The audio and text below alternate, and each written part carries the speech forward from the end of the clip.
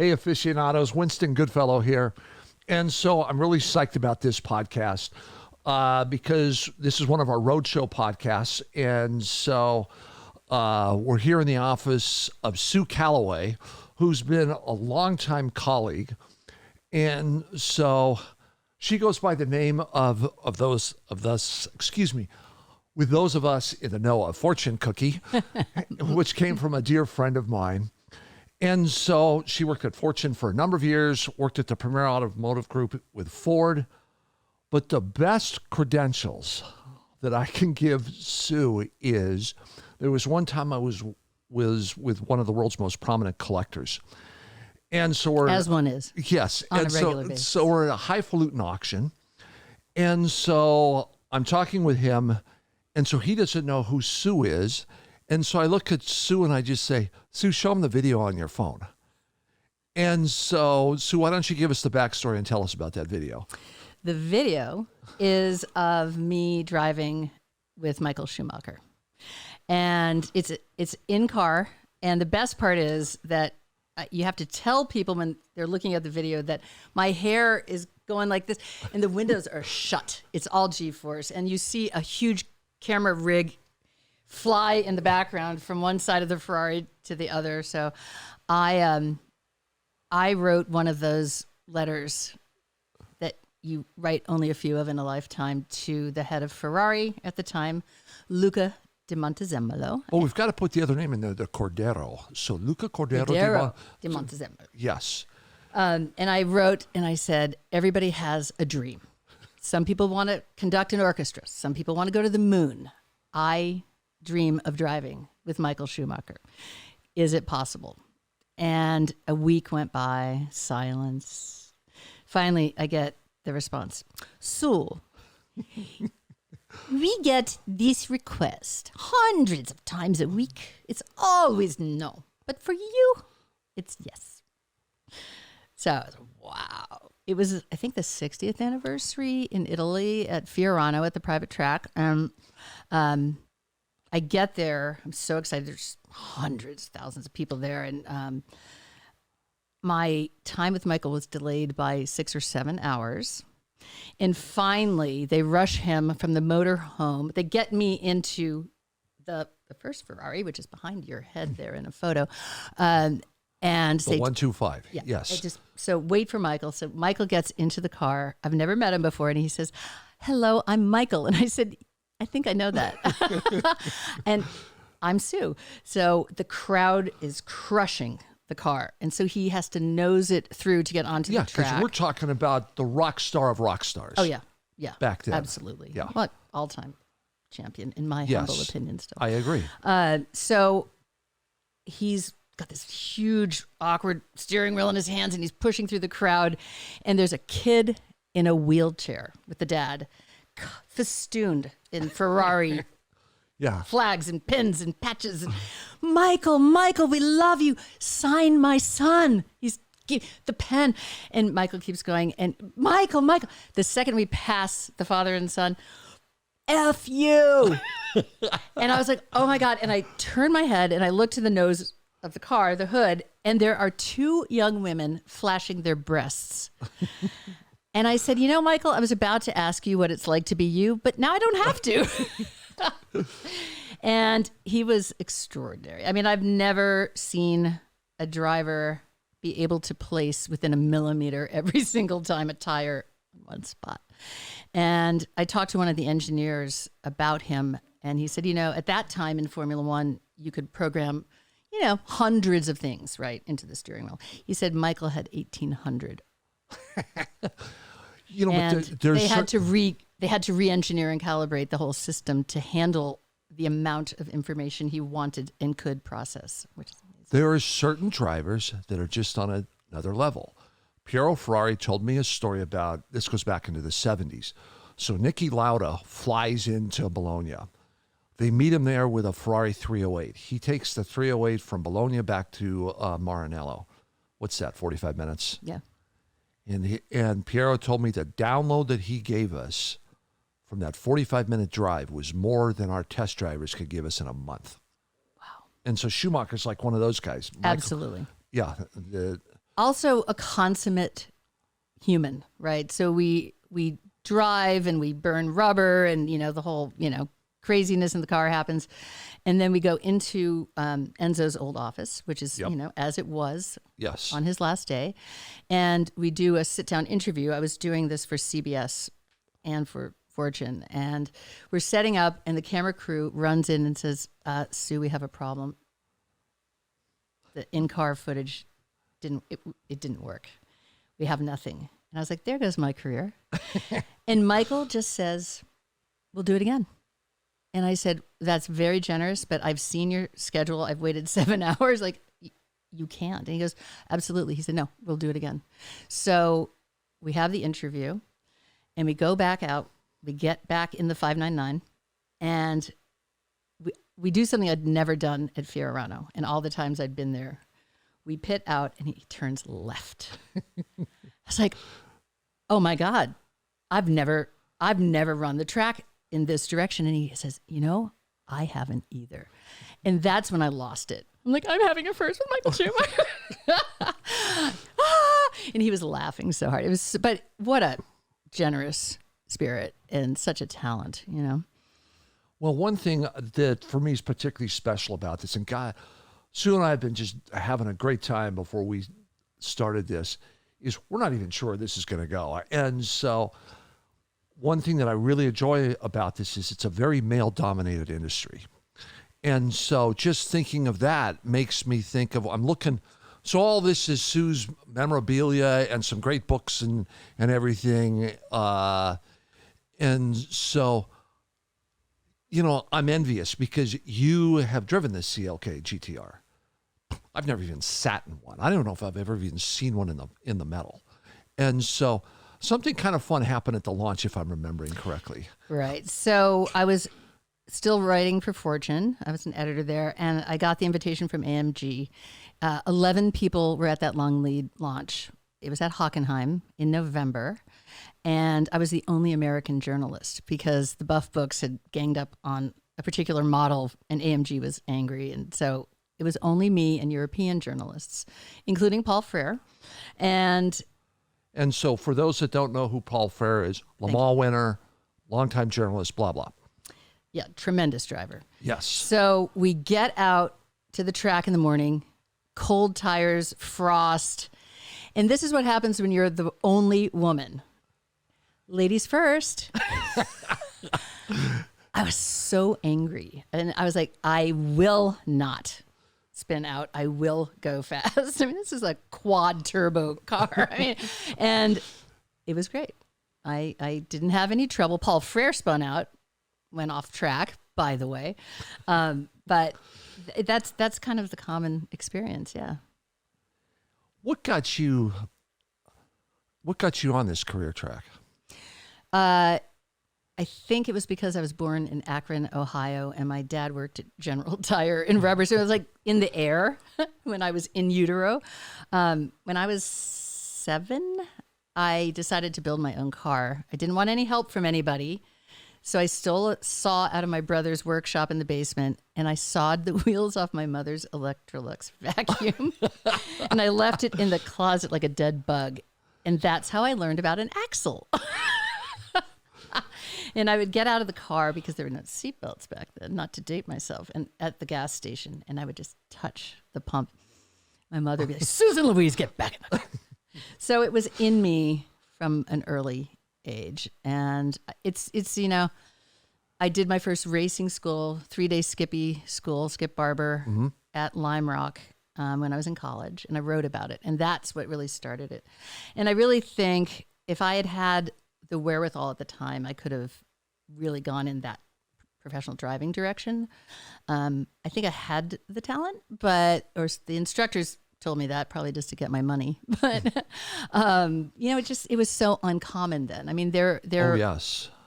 There are a few greats like Denise McCluggage and, Lynn St. James, but not so many Shirley Muldowney. So it wasn't a natural, nobody said, hey, you should do this, Yes. So to pretend to pay for the racing, I started to write about this stuff, and I got calls from New York magazines, and it was Condé Nast, Traveler, and Harper's Bazaar. bizarre. And I did car pieces for both of them. And so that was my moonlighting from my day job at a magazine, editing. And it did not pay for the racing, but, it opened the doors. It opened the doors. That's right. So when you were writing, was it, how did that come about? Did you go to a magazine and say, I would like to do this? Or was it something through school? Or I got my first magazine break in high school in Manhattan, senior year. I went to public school in New Hampshire until that one last year of high school. And I was a fish out of water at this fancy private school and didn't have any friends. And I had a creative writing teacher who took pity. He said, do you have any free time? I said, why? He said, well, there's this women's organization that needs some help. Well, what is it? Well, I'll let them tell you. Just call this number and ask for this person. So I call the number and they pick up and say, Ms. Magazine. So I ended up interning with Gloria Steinem. And then she wrote me a recommendation for Smith, which to me was broccoli as a college, no fun, versus like chocolate, right?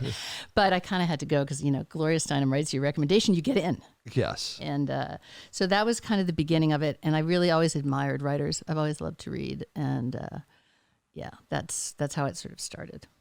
Well, it's because you do a marvelous job. You had my vernacular, you get it.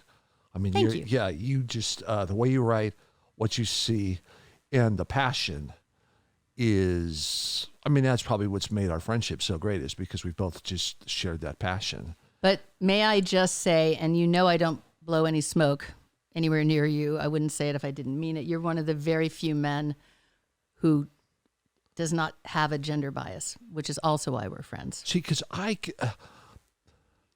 do we want to go there? Because sure. I don't know what you're talking about, but let's, Yeah, because it's just, I don't get it. If someone's talented, I don't care your gender, the color of your skin, or anything. It's just people are people. And so, and if you're good at what you do, why not? When I was an executive at Ford, I would wear gray suits to try to blend. You eventually learn that you have to use that to your advantage. You stand out, don't hide from it, but I can always see it, especially when I'm interviewing an executive. I could see this wall, this veil. They can't comprehend that I may know something, which is super frustrating. Oh, I could only imagine when you're just kind of the pretty face and that's as far as it goes. And then the problem is,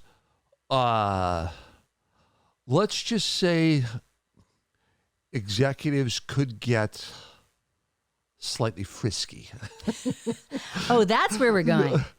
It's, because it's just here we have a very interesting opportunity to open a door, and here's some stuff that very rarely gets seen or heard. And so wherever you want to go, how comfortable you are with this, I'm fine. Well, the anecdote is about somebody who's no longer with us.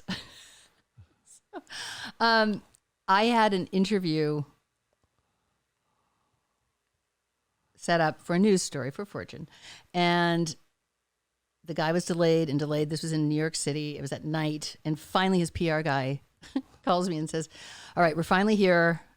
And he said, please, we're at the St. Regis. Mm-hmm. Please come up to the suite. So I go up to the suite, which is weird. And I assume the PR person was going to stay, which usually happens. Yeah. And he doesn't. And I start asking him some questions because he had some news coming out. And I ask him a question about something that had already been published. And he won't confirm it. And I pushed on him, and he lunges across the table and kisses me. And I left the reddest handprint. I slapped him so hard.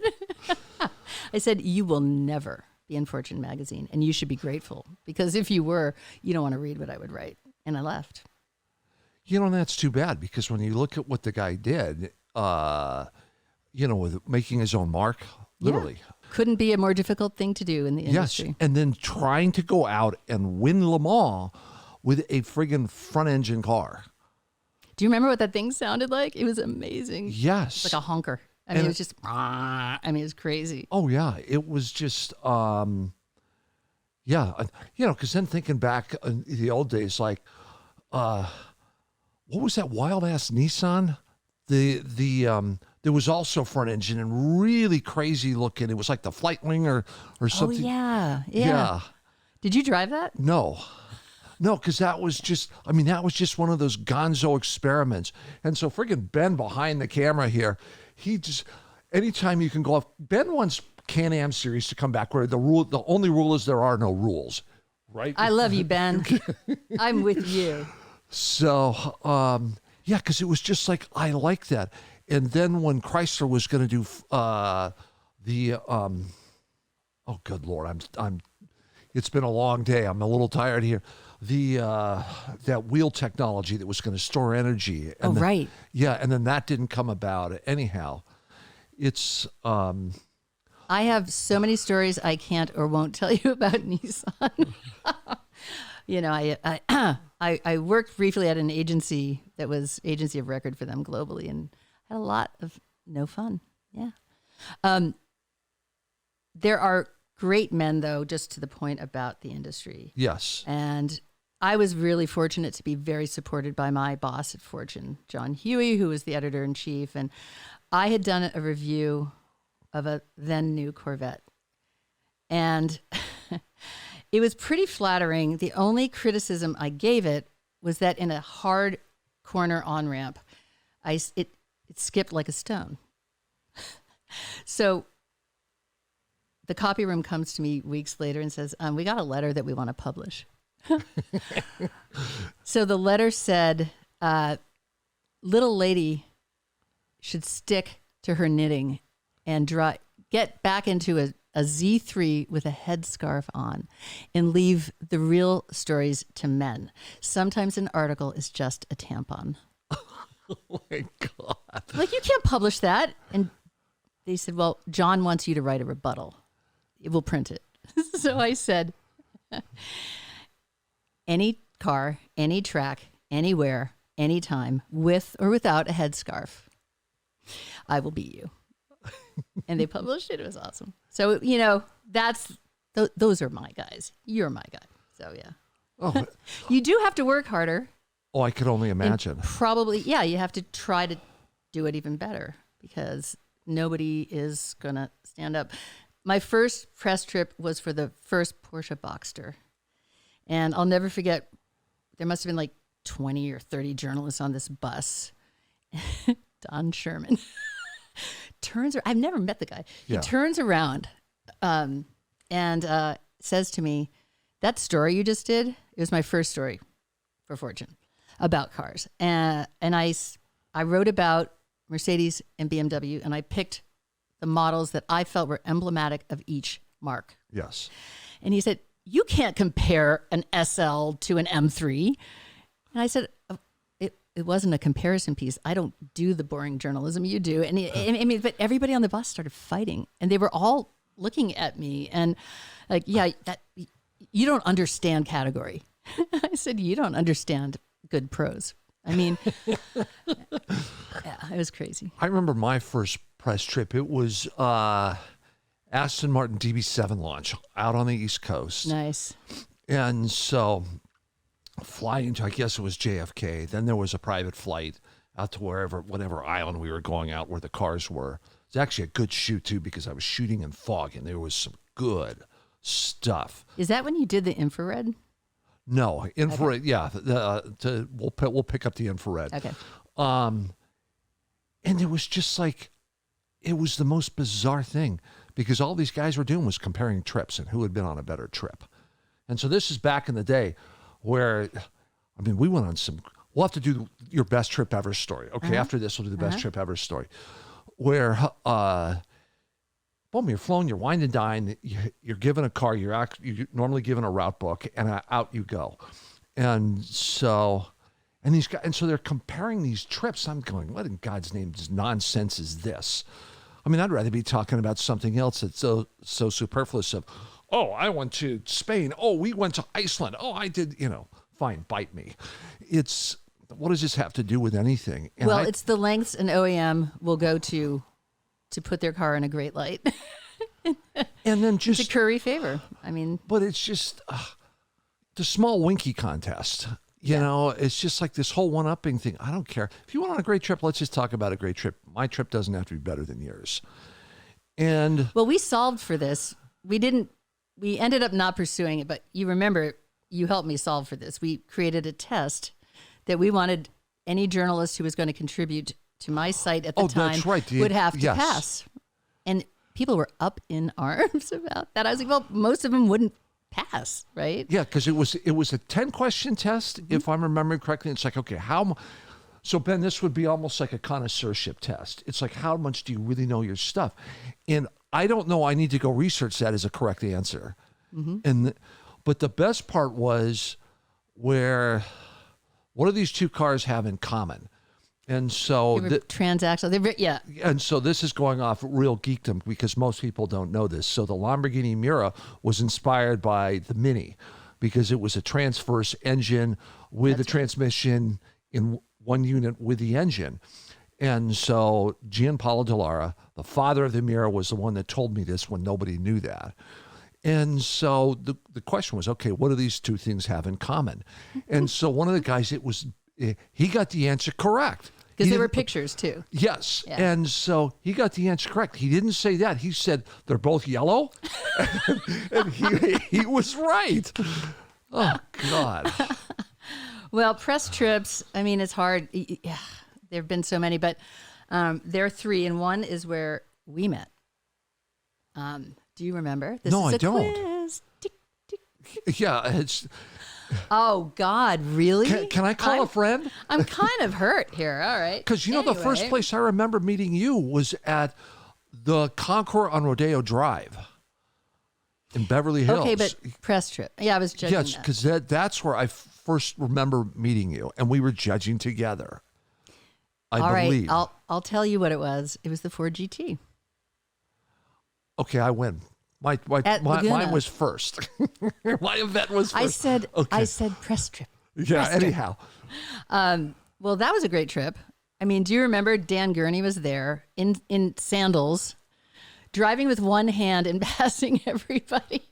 It was outstanding. And I will never forget, the comparison car was the 360 Modena. Because they had a 360 Modena, and then they had a Cobra messed with SVT. it. Yes. They messed with that Ferrari. I knew that car very, very well. And that was not a standard, right? I was like, what are you doing, Ford? Hello. In my humble opinion, I can't confirm it, but I know the car well enough that it was not stock. And, they tweak cars like crazy for press trips anyway, but this was the level up. Like, the Ford GT is credible enough. Yes. What are you doing? That's a great car. Yeah, that was fantastic. Because what I remember about that trip was it Neil Ressler who was head of that program? Yes. And so he was part of it, yeah. Because from what I remember, there was 3 legs so they had 3 cars. And so as Sue's talking about, you had a Ferrari, and then they had an SVT Cobra Mustang, and then the Ford GT. And so it was kind of to give this comparison. And this is on the Monterey Peninsula. And so you went down and won for a certain leg, and then you went to another leg that you jumped into the second car, and then you did the third car as the last leg. And so for me, the last one I got was the Ford GT. And so Neil was in the passenger seat. And so we had our route that we were supposed to go, and it's just like, hey, Neil, you mind if I go a different way?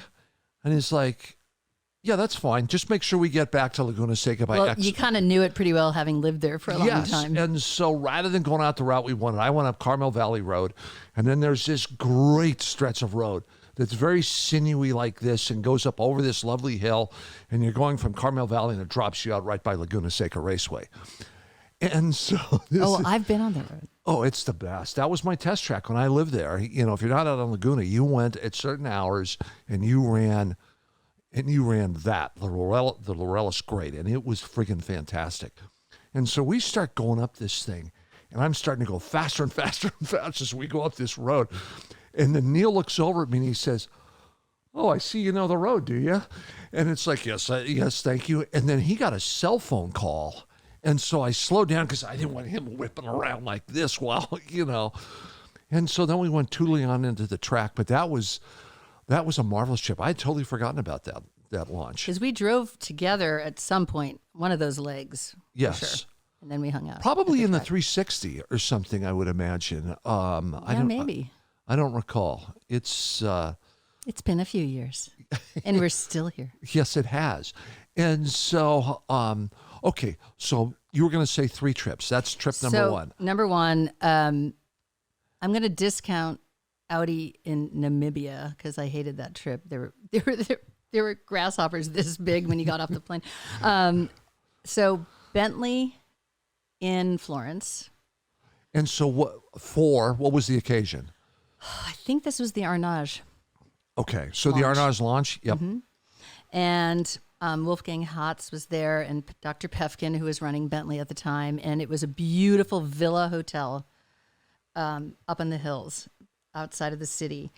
And I got a room that was an entire wing of the villa. How many female journalists were there? Just you? Okay, that's what I figured. Just wanted to check. Oh, I have a funny thing about female journalists. Okay. So my room is so opulent, Winston. There's like backlit 20-foot marble walls in the bathroom, and the tub has columns. And Of course it does. I go into the bedroom, and it's like a double king. And the posts had water dishes, and they were floating orchids in them that were changed like 3 times a day. I was like, I'm in freaking heaven. So just to be sort of sociable, I go to the front desk the next morning because you had to turn in the big key. And I said, where do you find sheets that size? And the woman looks at me and she says, Madam, we have them made.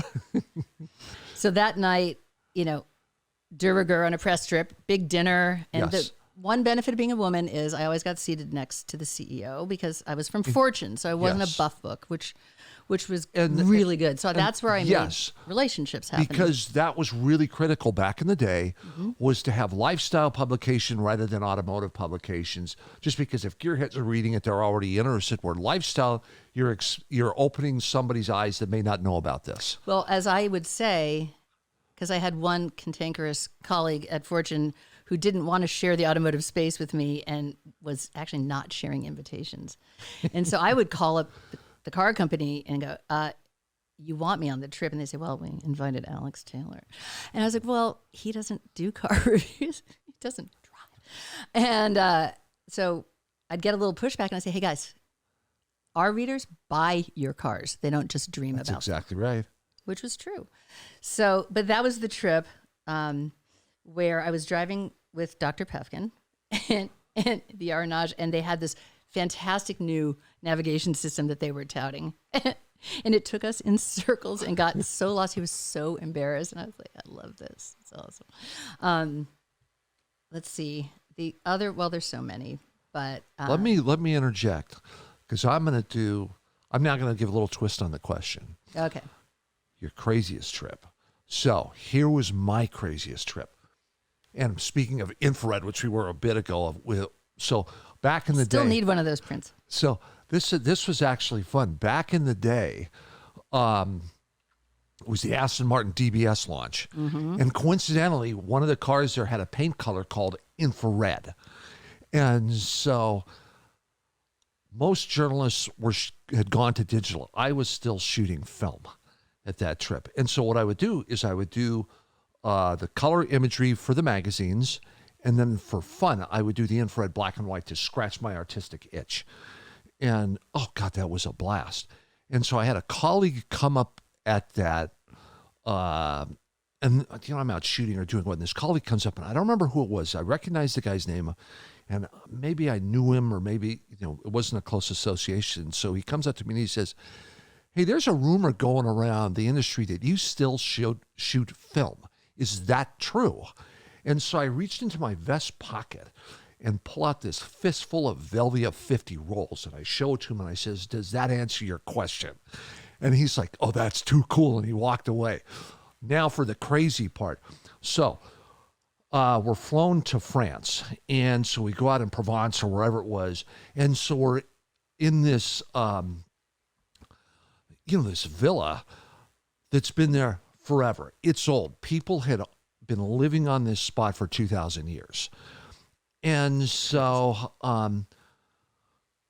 so we're brought there. They instantly give us a book, and we go out for a short drive. And then we come back, you change, you freshen up, you go to dinner, you're there with the executives. And so you normally, some guys go and get a little loaded in the bar. I didn't, because I would always just, knowing that we had to drive the next day, I want to be ready to go. And then also because I did my own shooting.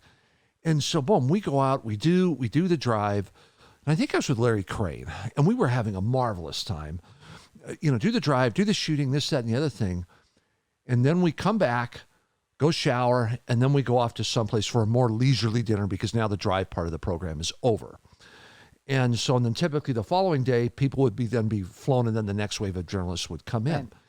And so we go out to dinner, and we're sitting there at the table, and Barbara Prince was one of the PR gals.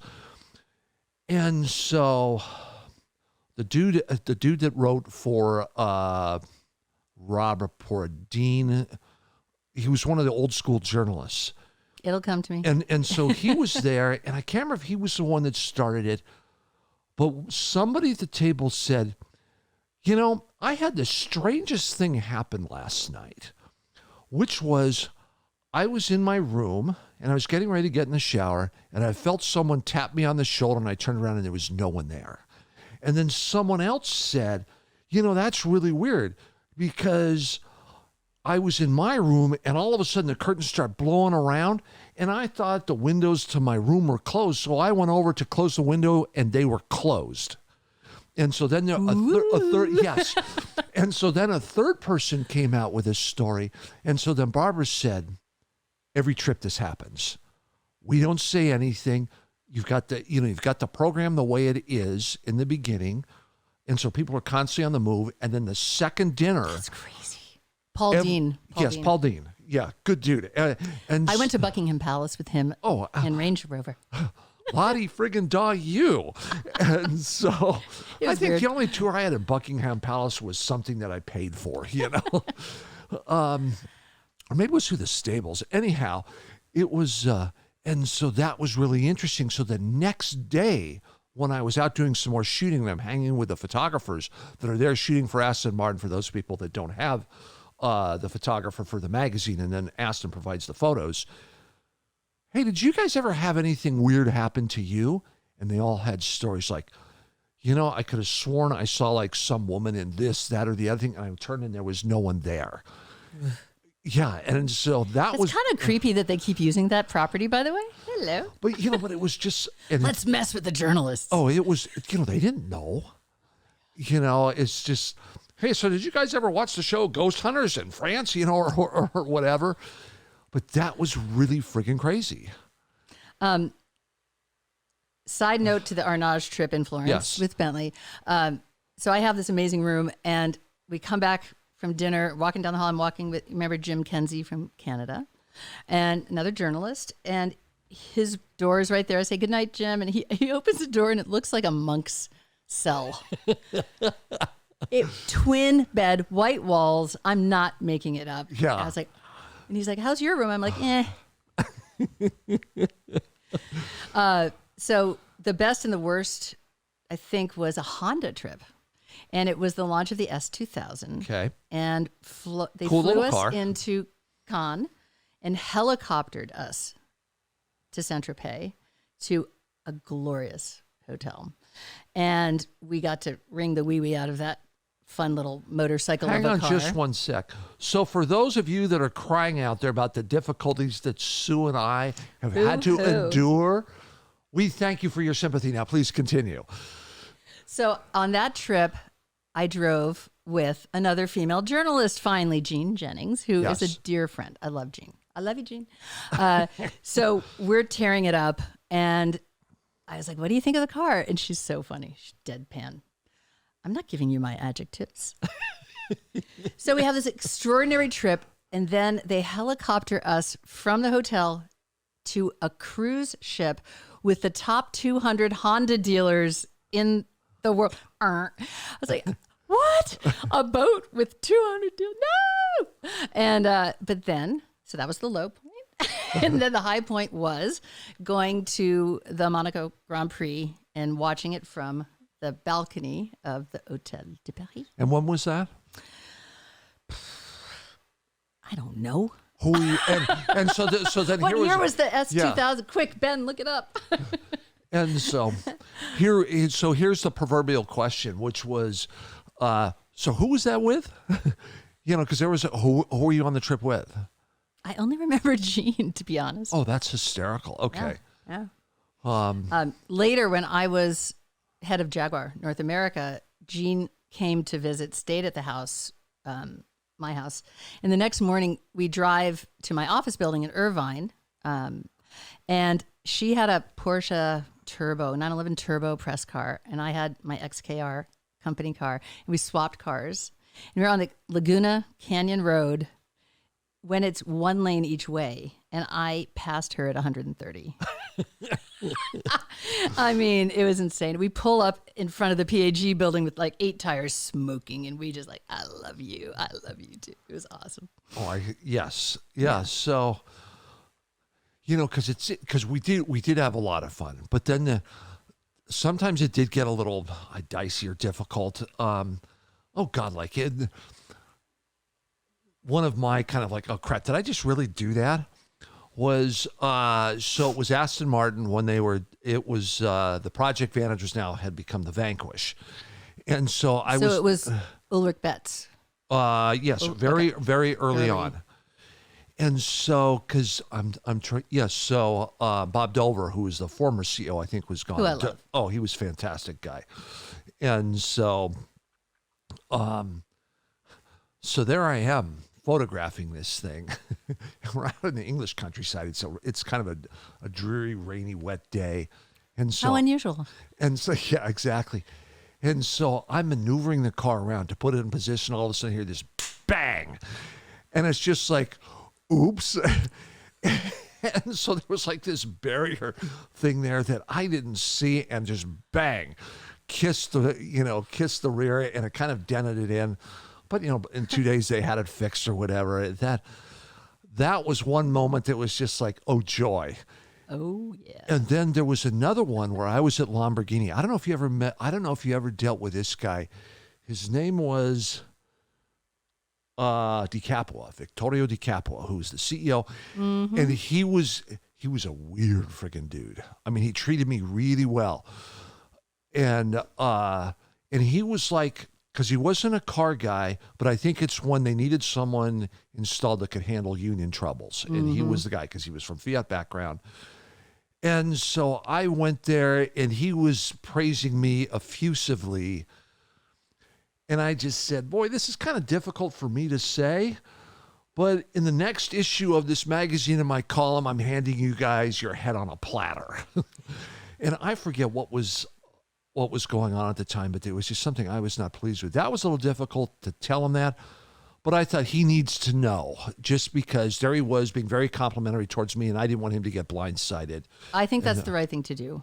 Absolutely. Yeah. Give him a heads up. Yeah, and so that was a difficult thing. And then, oh my God. I mean, I think I've told you this. I flew from the U.S., got myself to Maranello, with everything planned months in advance to drive a particular car. And I got there 3 different times. We don't have you're not on the list. You're kidding. No. I mean, talk about a panic. And, So it went all the way upstairs to Luca, and then suddenly the Enzo Magic appears. happens, yes. Yeah, absolutely. So how much do you think, or maybe it's impossible to render an opinion on this, because that was with Fortune, I'm assuming. Mm-hmm. And so was that because you were the woman, or see, I'm a white guy. I was blessed. I mean, this was just kind of like a nice job for me to go to, because I never had anything like that happen. Dario. What's Dario's last name? Franchitti. Thank you. So 355, when they introduced the F1 the paddle shift. Yeah. Paddle shift. I was with a girlfriend vacationing. It was summertime in Italy. We drove over to Maranello so that I could test this, and Dario was assigned to me. So we get to Fiorano, and he looks me up and down, and I'm wearing sandals. It's summertime. Yeah. And I was like, it's all about here, not right. Like what? Yeah. Like what's your beef, guy? So bust. So he gets in to take me around to show me how to do it. Won't speak a word of English, and was just such a jerk. And he gets out, and it's my turn, and I was so angry at him that I just nailed it. And I know that track really well, and I love that track. And finally, I come back around. He's like, wow, she can drive. And he was so nice from that moment on. I was like, do I prove myself every single time? Yes. Yeah. It's interesting because, so you have the hot shoes like a Franchitti. And, oh my God, speaking of hot shoes, this was a great freaking story. So this was a prototype. It was one of the production prototype Bugatti Veyrons. And so they had them, I don't know if they were the only two cars in existence at the time. They might have been, but for sure they were the only two cars in the U.S. And so we're down at Pebble Beach for the Pebble Beach Historic Week. And so they've got them there to show them to potential clients. And so they come on up and just say, hey, so there's this big time collector who, so in James Bond movies, you see villains where they have like this over the top, monument mansion or property or whatever, that's stroking their ego. This guy wasn't like that at all. But on his property were these things called the pyramids. And in there was in the pyramids were his car collection. And so this was like a James Bond villain, but real. But he was a really nice guy. I mean, it was just this over the top thing. So they were going to drive the car up to this after Pebble Beach party at the pyramids. And so Winston, why didn't you drive it with us? So here, twist harder. And so it's like, done. And so boom, I meet him at the lodge at Pebble Beach. We get in the car. And so I was with, it might have been John Crawford. I think I was with John Crawford, who was just one of the best PR guys in the business. Love John. Yeah, JC. So boom, we go. And so we're driving on up. We're about 15, 20 miles outside Pebble Beach. The thing friggin' breaks down. So and so I pull out over the side of the road. I forget what was going on. And so we had a chase car behind us, like a VW Touareg or whatever. And so they pull on over. And of course, they're sweating bullets. And this guy's, calm, relax. It's just like, friend of the factory, don't worry about this. Stuff happens. I get where we are in terms of producing these things. No problem. So they place a call to the transporter that has the other one that's going to Southern California. Turn around. So they turn the friggin' thing around. And so I get in the chase car. Boom, we go. So where should we meet? We'll meet at King City. So it's like an hour south of us or whatever, hour and a half south of us. And so we got there a bit early. So there was a restaurant there. It's a gas stop, with lots of pumps and this, that, and the other thing. So we go to the restaurant, grab a meal. Up comes this, big transporter truck. Bang, down goes the back deck. Boom, out comes the Veyron. Bang, out comes the primitive cell phone cameras. And so everybody's descending on this thing. We go out to the car. And so now I'm with a dude, if I'm remembering his name correctly, was Jean-Pierre Raphael, who was on the podium at Le Mans, I think, 2 or 3 times. So the dude knows how to drive, and he's this charming, podium placing, hot shoe with a just good looking dude in the fantastic French accent that I'm not going to even try to get close like what you were doing with Luca's accent. And so we get in the Veyron, and this is for me, the Veyron is to cars then as to what the McLaren F1 was to cars before that, where it was a quantum leap in performance. Right. And I had driven a lot of fast stuff, Ferrari 599s, Pagani Zondas, half a dozen of them, Murcielagos, this, that, and the other thing. I knew this was a real step above. And so I thought, okay, we're going cautious with this. And so Jean-Pierre's kind of running me through the thing. And so we head up north on Highway 101. It's 2 lanes each way. And so there's like 2 or 3 cars ahead of us. I'm cruising along at 80 miles an hour. And I told the guys, we need to be in San Francisco at the Golden Gate Bridge by 3 p.m. or we're going to get screwed with rush hour traffic, being an old local of the area. And so I was kind of moving along. So I go out to pass these cars. I barely touched the accelerator. Bang, I'm at 140. And I was just like, okay, this is impressive. And so... It's hard to describe. Yes. Yeah. And that was the first time I experienced a video game car, where it was so seamless, and I'm just watching the TAC do this, and you aren't feeling anything except whoosh. And so we go on up to the pyramids, and so some people did some test drives, this, that, and the other thing. And so then we're going to take the car back to San Francisco where they were staying, then drop me up. They were going to take me to their hotel, and then someone was going to run me over to the train station. I was going to go down and spend the night with Mom and then head on home.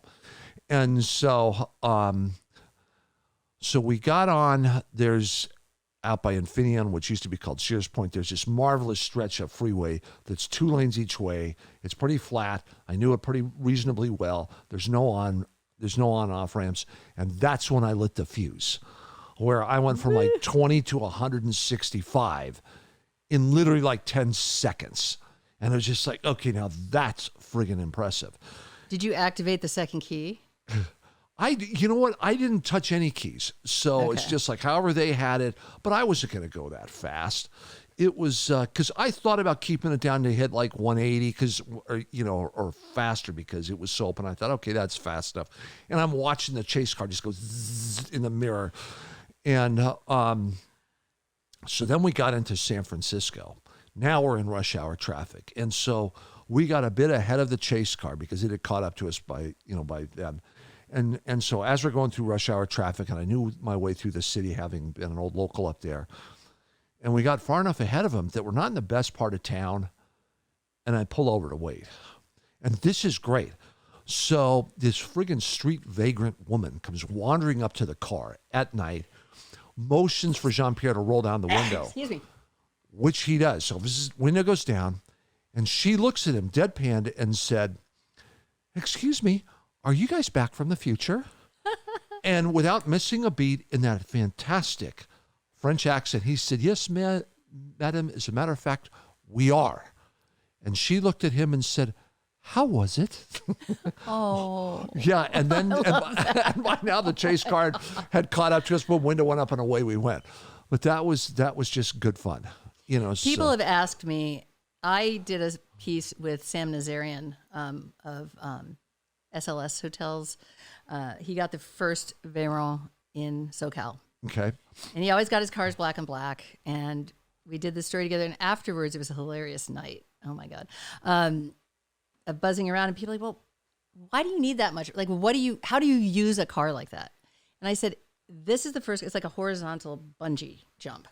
I said, I can have more fun from one stop sign to the next than most people have in a year. And so, of course, you can use it. Use it, And yes. Absolutely.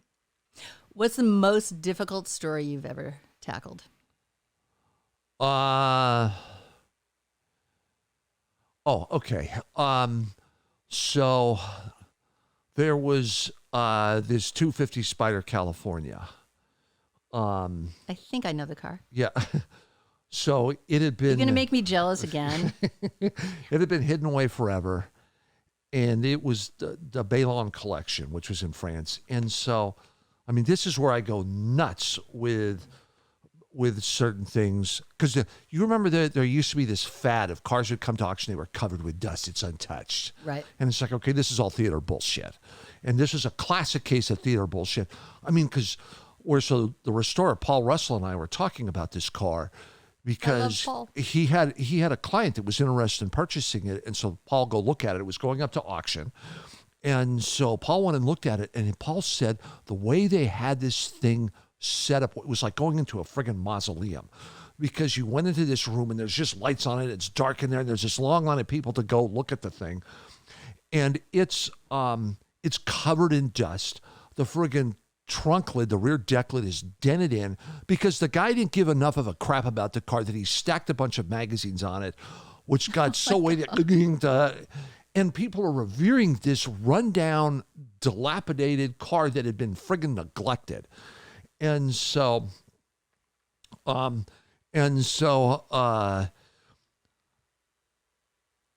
they did a recommissioning of it. And so they took it to Pebble Beach to have it in the originality class.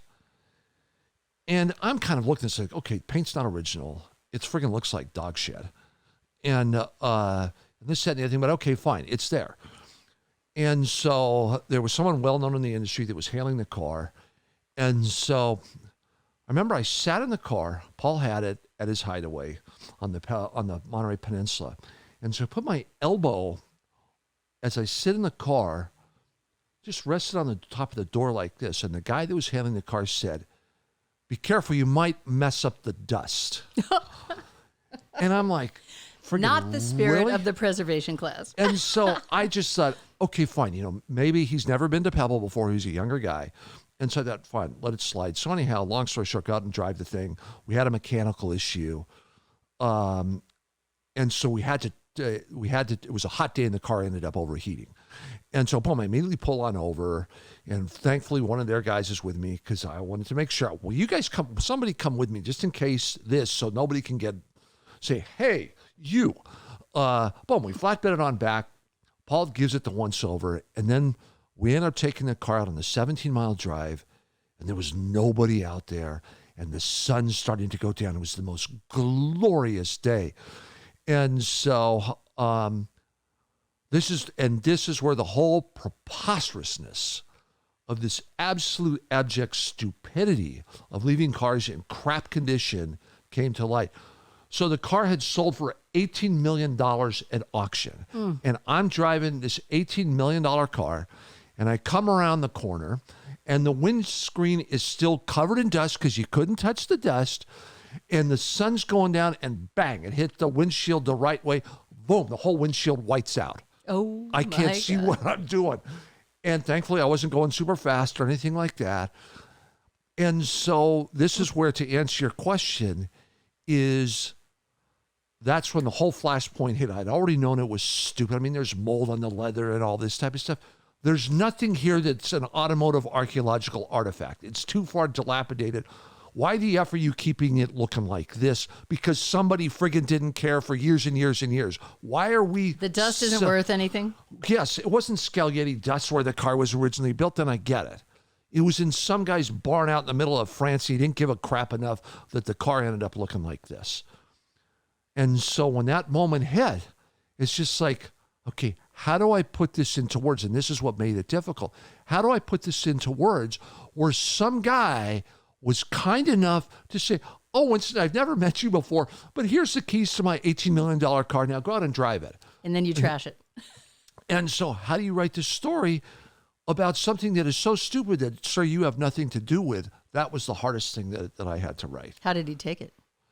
So the long and short of it was I actually got some real good advice out of this. Because, I mean, even now you could hear I was starting to get a little wound up on this because it's so freaking stupid. And so when I wrote the article, I was angry. I was so pissed, and I was so unsure of what to do that there's this one of the best guys I've met in my life, a collector named Brandon Wang, who has one of the best heads, just a super stand-up guy.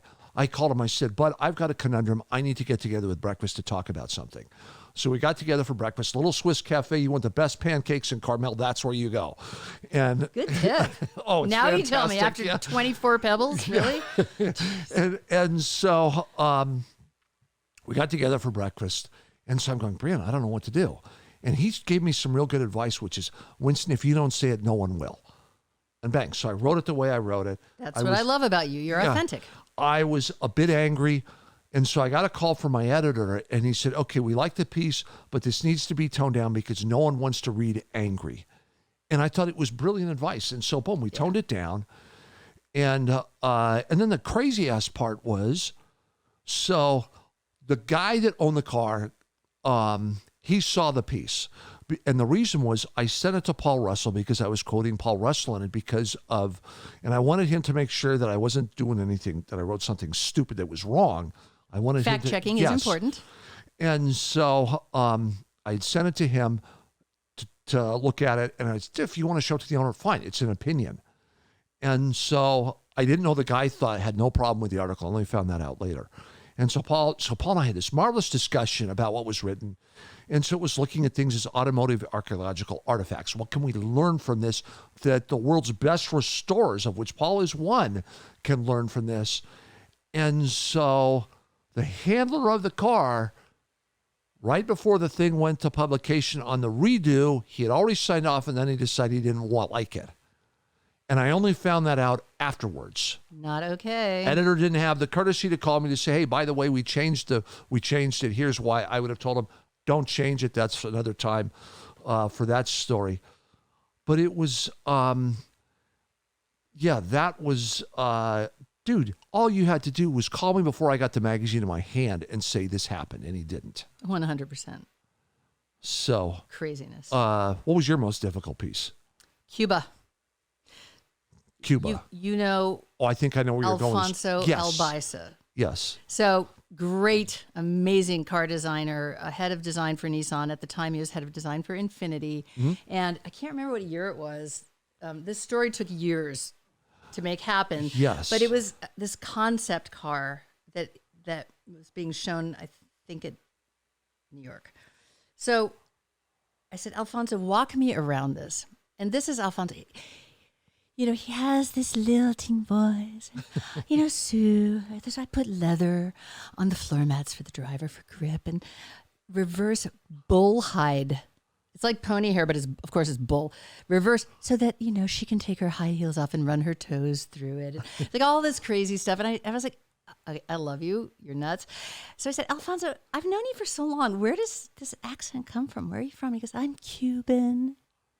And I said, we should pick this thing up. Oh, yes. And drop it in the square in Havana, where back in the 50s, they would release the new cars, which still populate Cuba.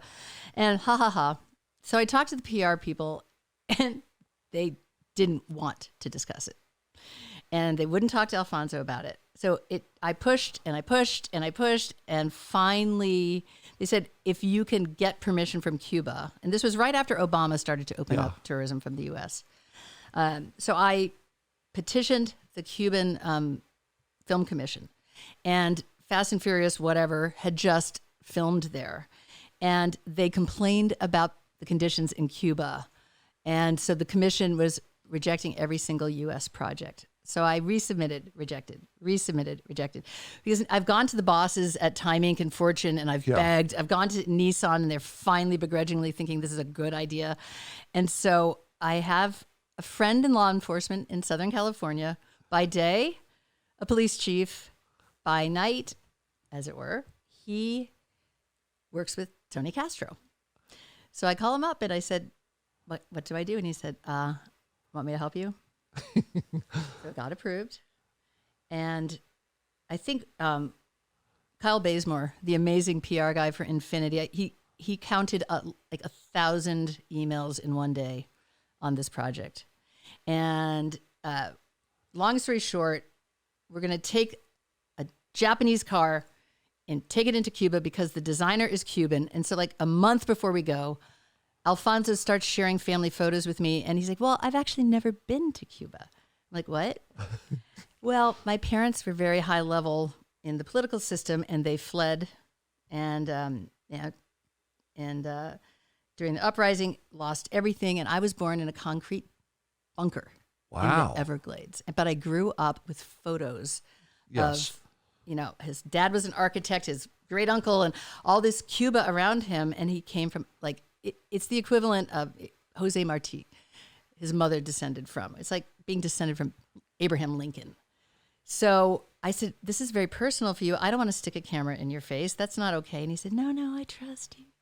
So I had this extraordinary experience of going there with him, seeing him see his grandfather's house, and like thinking about his mother running barefoot on the lawn, and meeting a cousin for the first time and crying. And so, of course, everything's difficult in Cuba. Everything's under the table. So we get there, and all of a sudden, the handlers won't release the car. It's in a shipping container at the port. Nope. Military everywhere. And my handler says, I need $14,000 in cash. So we had a guy actually fly money from Miami into Havana extra. We all had a lot of cash on us. And like Homeland Security was involved in this project. Okay. And I call my police chief friend. I'm like, what's this 14? What's going on here? And he goes, do you need me to call you know who? And I said, yeah. 30 minutes later, it went away. But my video crew was threatened. My computer was hacked. Our hotel rooms were broken into. And it took 4 of the 6 days we had to shoot to get the car, but it comes out of the container. And it was a Q60 red. And then we had to go get plates at the Cuban DMV. There's a scene. But Alfonso and I driving along the coast in his car, in his country for the first time. It was beautiful. And back to a comment you made about are you here from the future? We bring it to the same square where the cars used to be released, and we have fabulous photography. There's just crowds of people. There's this old guy standing there, and he looks at me and goes, "What model year is this?" And I said, 2017. And he said, "But it's only 2016. So sweet. So extraordinary. Well, this is a drag because Josh is frantically waving behind. We got to wrap this baby up because we could go another 3 hours without a problem. Because I'm already thinking of directions to go, with hijacked cars and stolen cars and just all sorts of crazy stuff. So next time, hijacked cars, stolen cars. Sue Callaway, this has been awesome, and we thank you so much for joining us. And so, Sue, your company is called Glovebox Media. And so you guys do real briefly, what's your specialty? We tell a person, a company, a brand's most passionate stories, authentically. Bingo. Authenticity. This has been awesome. Thank you for joining us, and we'll see you next time. Thank you.